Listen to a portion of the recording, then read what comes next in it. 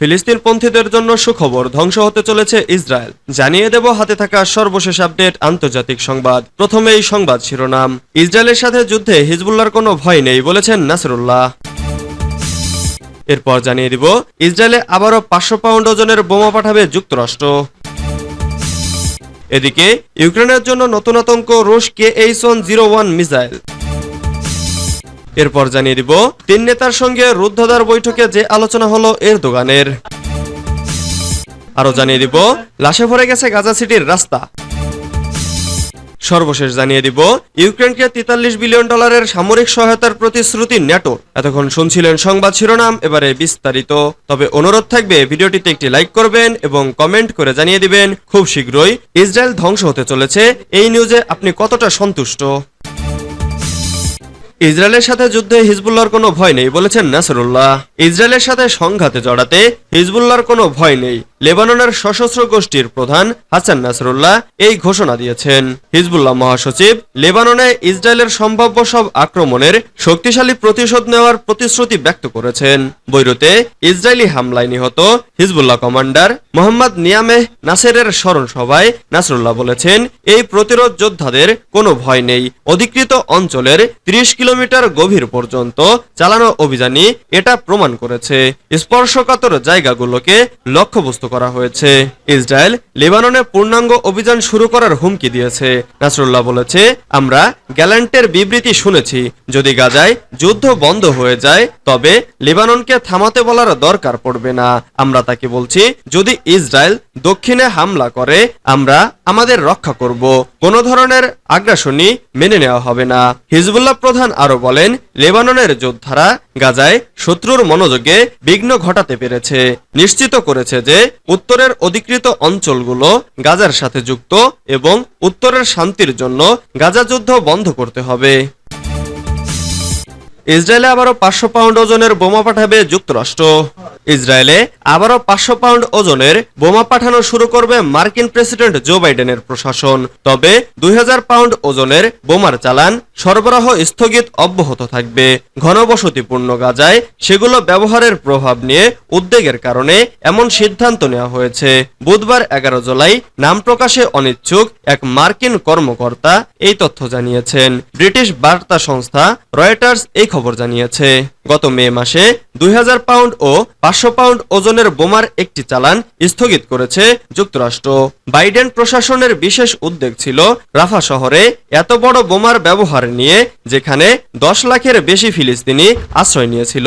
এই বোমা ব্যবহার করা হলে সেখানে ব্যাপক বেসামরিক হতাহতের আশঙ্কা রয়েছে। ওই মার্কিন কর্মকর্তা রয়টার্সকে বলেছে, আমাদের উদ্বেগ যে শুধু 2000 পাউন্ডের বোমার ব্যবহার নিয়েছিল তা একদম পরিষ্কার, বিশেষ করে ইসরায়েলের রাফা অভিযান নিয়ে, যেটি শেষ করার ঘোষণা করেছিল তারা। ইউক্রেনের জন্য নতুন আতঙ্ক, রুশ KH-101 মিসাইল। ইউক্রেনের জন্য আতঙ্ক হয়ে দাঁড়িয়েছে রাশিয়ার তৈরি KH-101 ক্রুজ মিসাইল। অত্যাধুনিক প্রযুক্তির ক্ষেপণাস্ত্রটির আঘাতে রীতিমতো নাকাল কিয়েভ। পশ্চিমাদের থেকে পাওয়া আকাশ প্রতিরক্ষা ব্যবস্থা দিয়েও ঠেকানো যাচ্ছে না এই মিসাইল। শত্রুপক্ষের চোখ ফাঁকি দিয়ে টার্গেটকে নিমিষেই ধুলোয় মিশিয়ে দিতে সক্ষম KH-101।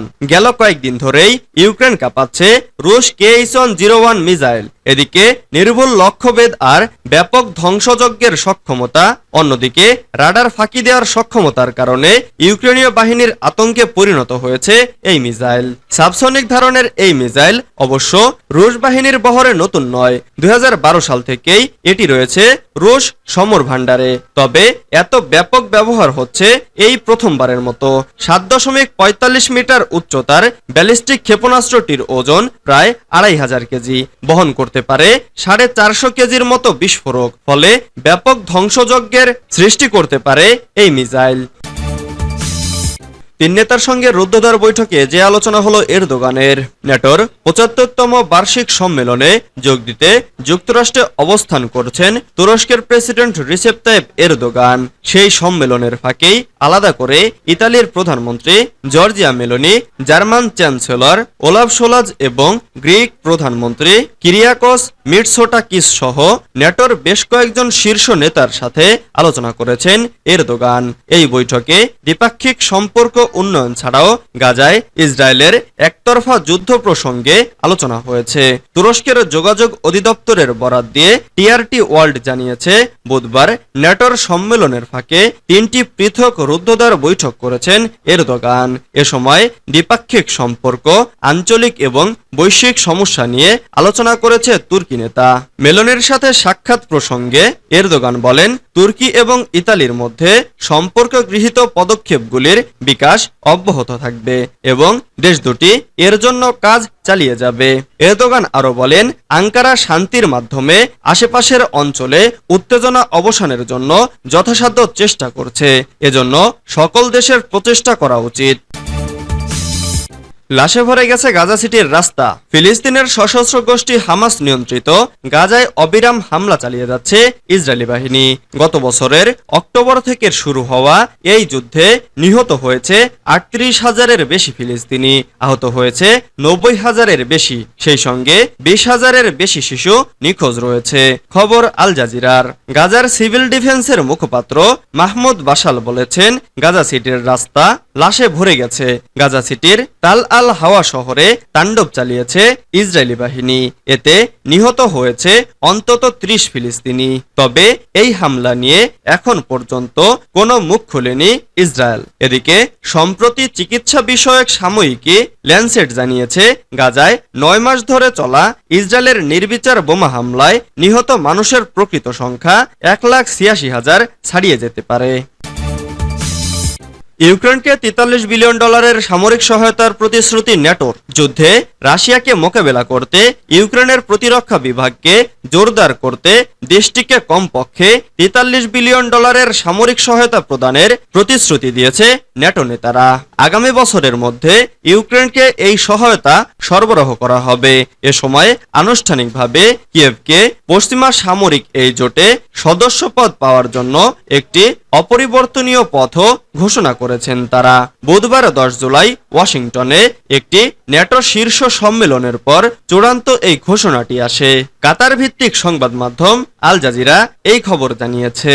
চূড়ান্ত ওই ঘোষণাপত্রে জোটের সদস্যরাও ইউক্রেন এবং ইউরোপের নিরাপত্তা বাড়ানোর জন্য পৃথক এবং যৌথ পদক্ষেপের ঘোষণা দিয়েছে। এর মধ্যে যুক্তরাষ্ট্র